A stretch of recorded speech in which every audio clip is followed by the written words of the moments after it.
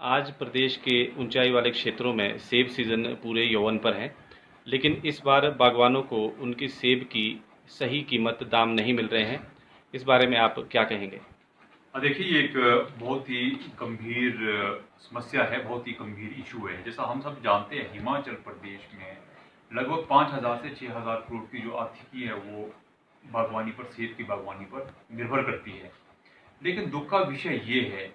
कि double engine की सरकार कहे जाने वाली सरकारें जब से ये देश में बैठी है, हिमाचल प्रदेश में भाजपा की सरकार है और राष्ट्रीय स्तर पर भाजपा की सरकार है, दोनों सरकारों का जो रवैया है बागवानों को लेकर, किसानों को लेकर, वो बिल्कुल ढुलमुल रवैया है, जिसके कारण आज हमारा जो हिमाचल प्रदेश का जो बागवान है उनको बहुत नुकसान उठाना पड़ रहा है। हाल ही में कैग की जो रिपोर्ट आई है, कैग की रिपोर्ट में बहुत क्लियरली ये कहा गया है कि हिमाचल प्रदेश की सरकार ने किसी भी तरह की गंभीरता हॉर्टिकल्चर को लेकर नहीं दिखाई है। इसके साथ कैग की ही रिपोर्ट में भी कहा गया है कि कोई इनके पास ना कोई प्लानिंग है, ना कोई पॉलिसी है और ना कोई फाइनेंशियल जो स्ट्रेटजी होती है उसमें भी इनका कोई सीरियसनेस उसमें नहीं दिखाई गई है। और इसी 13 अगस्त को जब ये कैग की रिपोर्ट पर विधानसभा के पटल पर विपक्ष ने बात रखने की कोशिश की तो उसको जो है वो अनुमति नहीं दी गई। तो कहीं ना कहीं ये लगता है कि जिस तरह से केंद्र में मोदी सरकार लोकतांत्रिक हकों को खत्म कर रहे हैं, उसी तरह से हिमाचल सरकार भी उन्हीं के नक्शे कदम पर चलते हुए जो है डिस्कशन के जो मुद्दे हैं उनको सदन में जो है नहीं ला रही है। इसको चोर की दाढ़ी में तिनका भी हम कह सकते हैं। आज हमारा बागवान ये महसूस कर रहा है कि अब हमारा जो कोई बेली वारिस नहीं रहा है। हिमाचल प्रदेश के अंदर में आज जो दाम मिल रहे हैं, आज से 10 वर्ष पूर्व जो दाम निर्धारित हुए थे, उस दाम पर आज जो है हिमाचल का सेब बिक रहा है। कहीं ना कहीं जो ये मिली भगत है पूरे हिमाचल प्रदेश की जो आर्थिकी, जो इतनी मजबूत आर्थिकी हमारी बागवानी पर निर्भर करती है, आज उसको ताक पर रख दिया गया है। और कुछ ना कुछ इनमें मिली भगत हो सकता है। सरकार, हम ये भी कह सकते हैं कि सरकार और व्यापारियों के बीच में ये कोई ना कोई आपसी इस तरह का संबंध है कि नहीं तो जो अभी पीछे एग्रोफ्रेश, जो अदानी एग्रोफ्रेश है, अदानी एग्रोफ्रेश ने आज से 10 साल पहले का रेट खोला 72 रुपए प्रति किलो के हिसाब से, जो है 80% से 100% का जो कलर वाला सेब है उसका वो रेट है, जो आज से 10 वर्ष पूर्व था, जो कि पिछली साल से 16 रुपए प्रति केजी कम है। ये कहीं ना कहीं हमें मिली भगत नजर आ रही है। और दुख की बात है, हैरानी की बात है, हॉर्टिकल्चर मिनिस्टर जो हिमाचल प्रदेश के हैं वो मुंह नहीं खोल रहे हैं,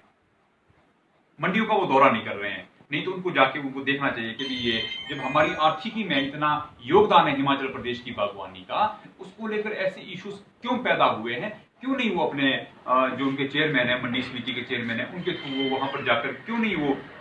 इसकी इंक्वायरी करते हैं कि क्या आरती और लतानी के बीच का क्या मिली वक्त है जो रेट इतना डाउन हो गया हुआ है। और कल कोई जब ये एग्रोफ्रेश जो है अपना इसी सेब को बेचेगा 10 गुना रेट पर, वो अपना उसमें टैग लगाकर जो है 10 गुना 20 गुना रेट पर वो बेचेगा। तो ये सारा जो किसानों और बागवानों के ऊपर ही क्यों ये बात आती है, जो भी नुकसान झेलना हो या जो नुकसान सहन करना हो, क्यों उसको हमेशा हर साल जो है वो बागवानी भुगते। जो कुदरत की मार होती है वो अलग से रहती है, वो भी किसानों के ऊपर भारी पड़ती है। और उसके बाद जो है जब हार्वेस्टिंग का सीजन आ जाए, जब हार्वेस्टिंग का समय आता है, जब हम इस मार्केट में अपना प्रोडक्ट ले जाते हैं, तब भी वो सारी चीजें झेलने के लिए जो है हमारे बागवानों को ये सहन करनी पड़ती है। तो कहीं ना कहीं हम एक वेलफेयर स्टेट में रहते हैं। हमारा हिंदुस्तान का जो कॉन्स्टिट्यूशन है वो वेलफेयर स्टेट का। यहाँ पर सरकारें जो बनती है वो प्रदेश और देश की जो जनता है उनके हितों की रक्षा करने के लिए बनती है, ना कि उनको जो ऐसे समय में जब उनके ऊपर कोई विकट परिस्थिति आती है उनको आप जो है लावारिस छोड़ दो। आज हमारा जो यहाँ का जो बागवान भाई है वो बड़ा चिंतित है। उसका जो है 250 रुपए से लेकर जो है 600-700 रुपए तक सेब की पेटी बिकती है, जबकि इतना तो खर्चा आ जाता है हमारे को इस समय जब हम इसको पेटी का खरीदना, लेबर का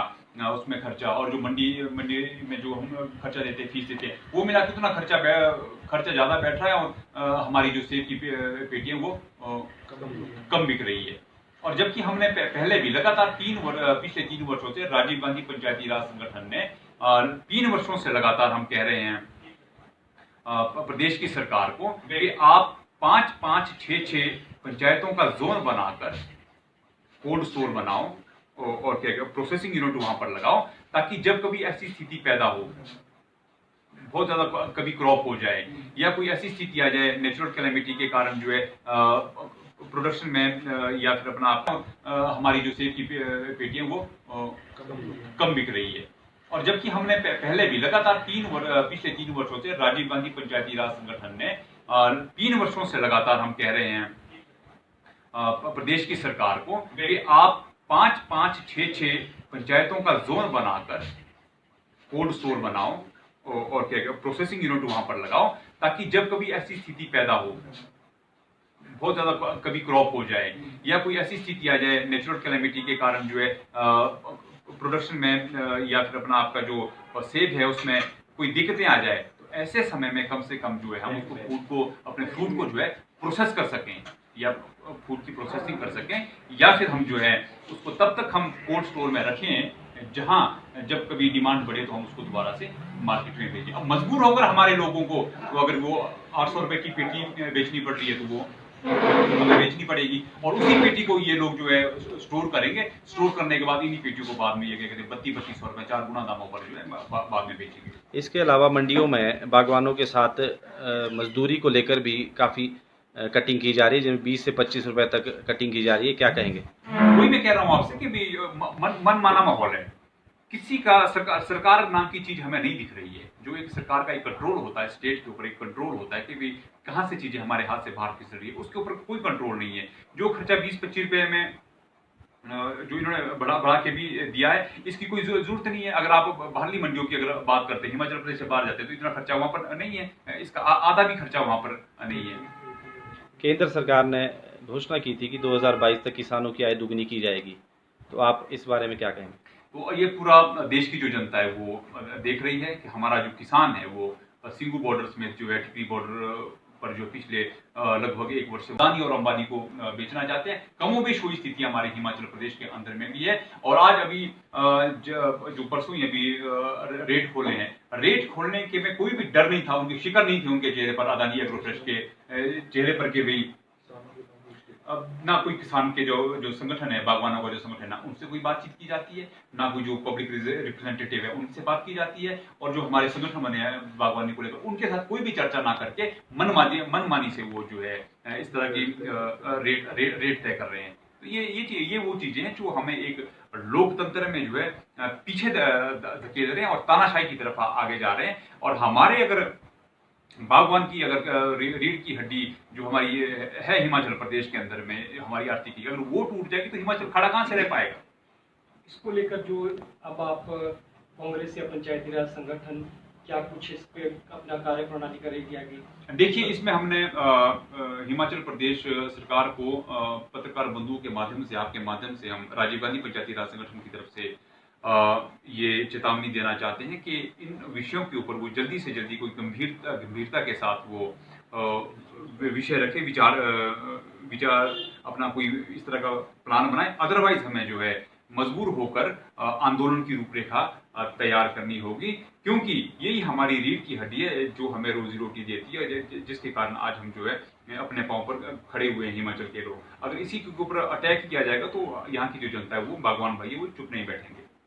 हमसे जुड़े रहने के लिए हमारे YouTube चैनल को सब्सक्राइब करें और नई वीडियो की नोटिफिकेशन के लिए बेल आइकॉन को दबाएं। अगर आप ये वीडियो Facebook पर देख रहे हैं तो लाइक जरूर करें और ज्यादा से ज्यादा शेयर करें। इसी तरह के और भी अपडेट्स के लिए फॉलो करें हमारा Instagram पेज himachal.kesri।